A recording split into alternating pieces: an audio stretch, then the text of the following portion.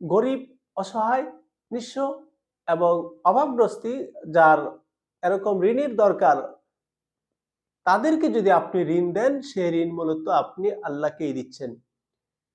আপনাকে আল্লাহ অর্থ সম্পদ দিয়েছেন আর আপনি আল্লাহকে ঋণ দিতে পারবেন না?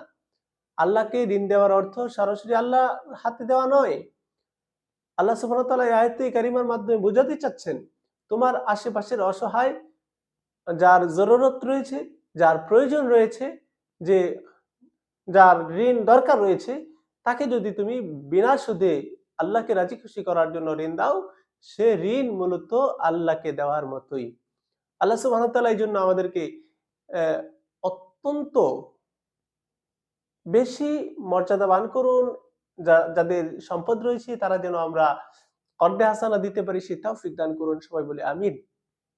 প্রিয় ভাইয়েরা, তারপরে কর্দে হাসানা দিলে এর সওয়াব অনেক গুণ বেড়ে যায়।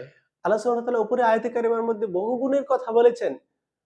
সেম কথা আল্লাহ সুবহানাহু ওয়া তাআলা সূরাত তাগাবুনের 17 নম্বর আয়াতে বলেছেন, ওয়াইন তুকরিদুল্লাহা করদান হাসানা, আর যদি তোমরা আল্লাহ সুবহানাহু ওয়া তাআলাকে কর্দে হাসানা দান করো, ইউদাইফু লাকুম ওয়া ইয়াগফির লাকুম, আল্লাহ সুবহানাহু ওয়া তাআলা সেটাকে অনেক গুণ বৃদ্ধি করে দিবেন, ওয়া ইয়াগফির লাকুম, এবং সাথে সাথে তোমাদের গুনাহসমূহকেও মাফ করে দিবেন। আল্লাহু শাকুরুন হালিম।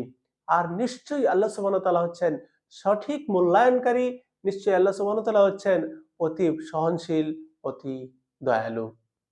প্রিয় ভাইরা, আল্লাহ সুবহানাহু ওয়া তাআলা এখানেও কর্দে হাসানার প্রতিদান বহু গুণের কথা বলেছেন, কিন্তু রাসূল সাল্লাল্লাহু আলাইহি সাল্লাম হাদিসের মধ্যে স্পেশাল ভাবে কর্দে হাসানা দান করলে 18 গুণ বেশি সওয়াবের কথা বর্ণনা করেছেন।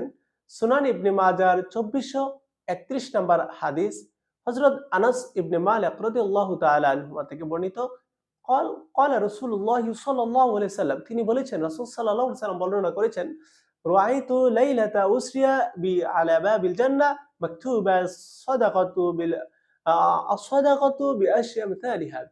আল্লাহর নবী সাল্লাল্লাহু আলাইহি ওয়াসাল্লাম বলেন, আমি যখন মেরাজের রজনীতে আমি যখন মেরাজে গিয়েছিলাম, তখন আমি জান্নাতের মধ্যে লেখা দেখেছিলাম, আস-সাদাকাতু বিআশরি আমসালিহা, কেউ যদি সদকা করে তার জন্য তার বিনিময় হচ্ছে 10 গুণ, কেউ সদকা দান সদকা করলে তার বিনিময় পাবে সে 10 গুণ।